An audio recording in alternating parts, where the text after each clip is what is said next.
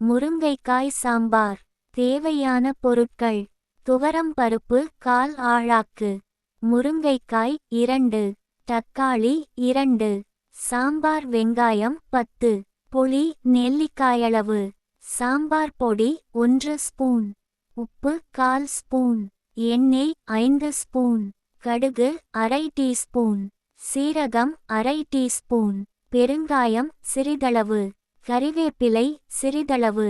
செய்முறை: துவரம் பருப்பை 1/4 டீஸ்பூன் மஞ்சள் பொடி சேர்த்து வேக வைக்கவும்.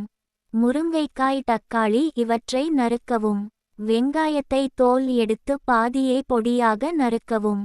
வேக வைத்த பருப்புடன் 2 டம்ளர் தண்ணீர் விட்டு முருங்கைக்காய் தக்காளி முறுதாக இருக்கும் வெங்காயம் இவற்றைச் சேர்த்து வேக விடவும்.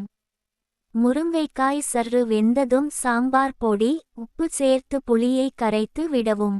வாணலியில் எண்ணெய் விட்டு காய்ந்ததும் கடுகு சீரகம் பெருங்காயம் கறிவேப்பிலை போட்டு தாளித்து வெங்காயத்தையும் சேர்த்து வதக்கவும். வெங்காயம் வதங்கியதும் சாம்பாரை ஊற்றி கொதி வந்ததும் இறக்கவும். முருங்கைக்காய் சாம்பார் தயார்.